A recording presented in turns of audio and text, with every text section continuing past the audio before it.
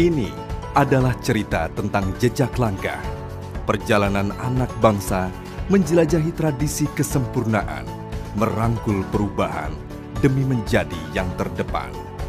Perjalanan itu dimulai lebih dari seabad yang lalu saat Bapak Lim Seng Tee mendirikan Sampurna di Surabaya. Seiring waktu, kami bertransformasi dan berinovasi menghasilkan produk kretek terbaik sebagai perusahaan yang terdepan.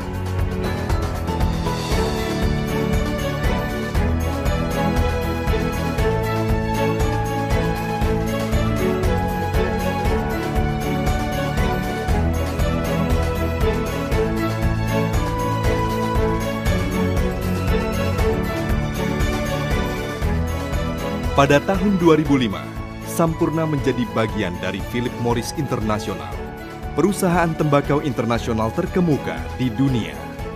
Perpaduan sempurna, keahlian lokal dan pengalaman global yang disertai kerja keras dengan semangat akhirnya membuahkan hasil, menempatkan Sampurna menjadi nomor 1 dan terdepan di semua segmen.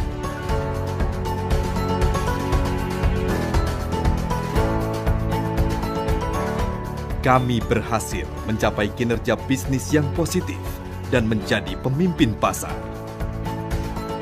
Kerja keras itu tidak pernah lepas dari falsafah 3 tangan sebagai fondasi perusahaan dalam menjalankan kegiatan usahanya. Pertama, Sampurna senantiasa memproduksi dan menyediakan produk berkualitas bagi konsumen dewasa melalui pengendalian mutu yang cermat demi memastikan standar tertinggi. Sejak tahun 2009, kami menerapkan sistem pertanian terpadu dengan para pemasok tembakau di Indonesia.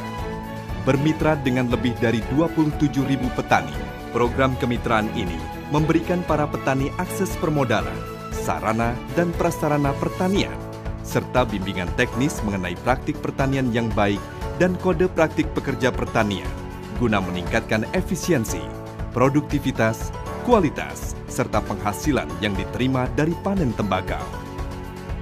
Keberhasilan Sampurna sebagai produsen rokok kretek terbesar di Indonesia juga tidak terlepas dari kemampuan petani cengkeh dalam negeri untuk memasok kebutuhan cengkeh bagi seluruh merek-merek berkualitas perusahaan.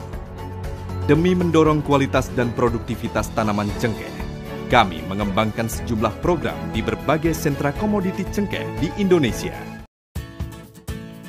Dari data analisa pembandingan neraca HMSP tahun 31 Desember 2019 dan 2020 bisa kita lihat bahwa terjadi cukup banyak penurunan, yaitu diantaranya kas dan bank jadi penurunan sebesar 16,3%. Kemudian piutang dagang itu cukup mengalami kenaikan sebesar 12,9%. Piutang wesel mengalami penurunan 14,70% dan terjadi cukup kenaikan pada persediaan barang dagangan sebesar 10,49%, sehingga jumlah aktiva lancarnya itu mengalami penurunan sebesar 1,45%. Terus untuk aktiva bersih dan total aktiva juga mengalami penurunan. Kemudian bisa kita lihat di pasifa, hutang dagang mengalami penurunan sebesar 8,82%. Cukup terjadi kenaikan pada jumlah kewajiban lancar sebesar 31,55%,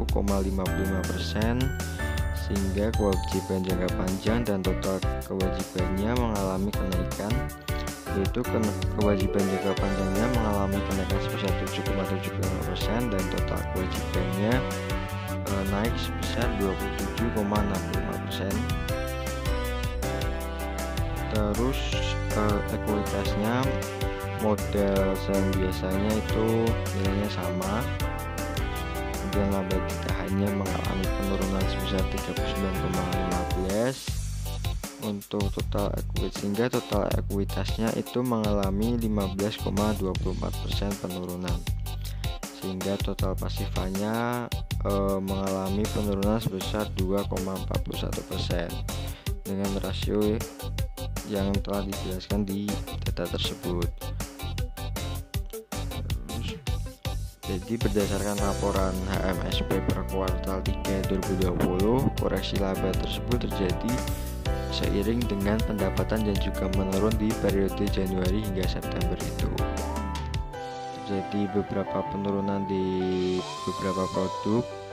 Terus kemudian dari penjelasan laporan keuangan itu mengatakan bahwa penurunan tersebut terjadi akibat dampak negatif ekonomi akibat dari COVID-19 dan adanya kebijakan PSBB atau pembatasan sosial berskala besar dari pemerintah, sehingga telah menyebabkan penurunan daya beli masyarakat dan perubahan prioritas belanja konsumen.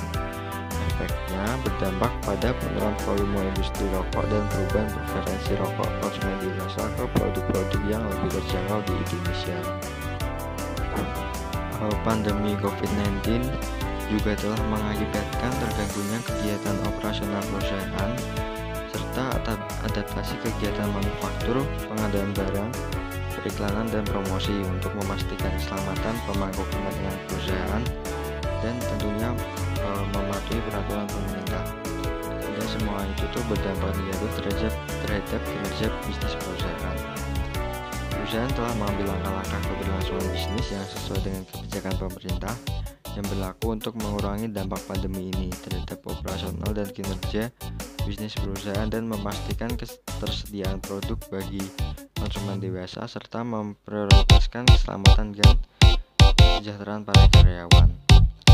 Manajemen juga harus memonitor